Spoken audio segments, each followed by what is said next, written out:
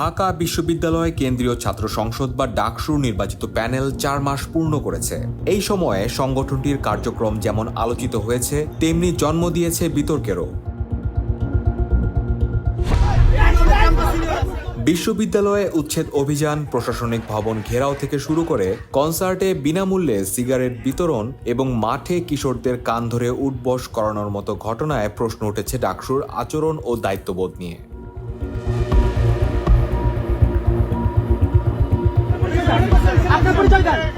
October মাসে hawker ভবঘুরে উচ্ছেদ অভিযানে সমাজ কল্যাণ সম্পাদক এবি জুবায়ের ও সদ্য পদত্যাগ করা ডাকসু সদস্য সর্বমিত্র চাকমার কর্মকাণ্ডে ব্যাপক সমালোচনা হয়।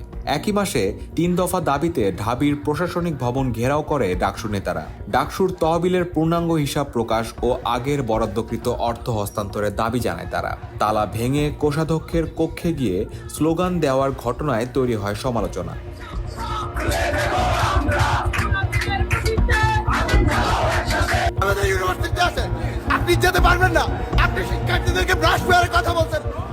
ডিসেম্বরে সমাজবিজ্ঞানের অধ্যাপক জামাল উদ্দিনকে হেনস্থা করার অভিযোগ ওঠে ডাকসু নেতা এবি জুবায়েরের বিরুদ্ধে।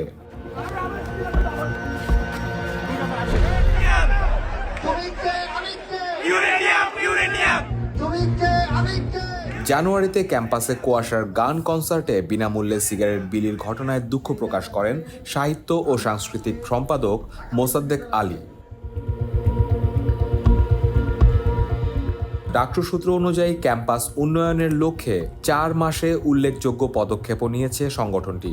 ঢাকা বিশ্ববিদ্যালয়ের পরিবহন ব্যবস্থাকে ডিজিটাল করার লক্ষ্যে লাল বাস অ্যাপ প্রণয়ন, সেন্ট্রাল মসজিদের আধুনিকীকরণ কার্যক্রম, প্রতিটি হলে ফ্রি মেডিকেল ক্যাম্প আয়োজন এবং ঢাকা বিশ্ববিদ্যালয় মেডিকেল সেন্টারের আধুনিকীকরণ উদ্যোগ এর মধ্যে অন্যতম।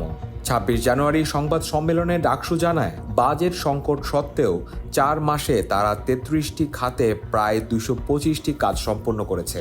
পুরো সান্ধ্যকালীন বাসের যে বাজেট সেটা দিয়ে দিয়েছেন এবং 104 বছর পরে এই সান্ধ্যকালীন বাস শুরু হয়েছে এবং শিক্ষার্থীরা ইতিমধ্যে তার সুফল ভোগ করতে শুরু করেছে। একই সাথে শনিবারের বাস, যেটা শিক্ষার্থীদের দাবি, গণদাবি, এবং আমি ইতিমধ্যে কাজ করছি খুব দ্রুত সময়ের মধ্যে শনিবারের বাস সার্ভিস চালু হবে এবং এটা শিক্ষার্থীদের অনেক বড় একটা দাবি। ডাকসুর মেয়াদ 4 মাস পূর্ণ করার ঠিক আগে সর্বমিত্র চাকমার একটি ভিডিও ভাইরাল হলে আবারও আলোচনায় আসেন তারা। একাধিক কিশোরকে কান ধরে উঠবস করানোর ঘটনায় সোশ্যাল মিডিয়ায় দুঃখ প্রকাশ করে পদত্যাগ করেন সর্বমিত্র চাকমা।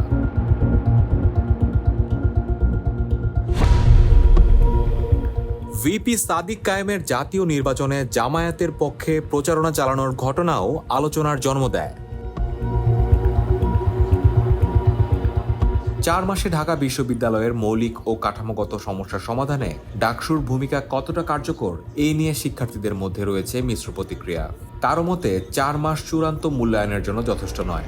অনেকের মতে ডাকসুর কিছু উদ্যোগ প্রশংসিত হলেও আবাসন সংকট, হল ব্যবস্থাপনা, পরিবহন ও ক্যাম্পাস নিরাপত্তার মতো মৌলিক সমস্যার সমাধানে দৃশ্যমান অগ্রগতি এখনো দেখা যায়নি।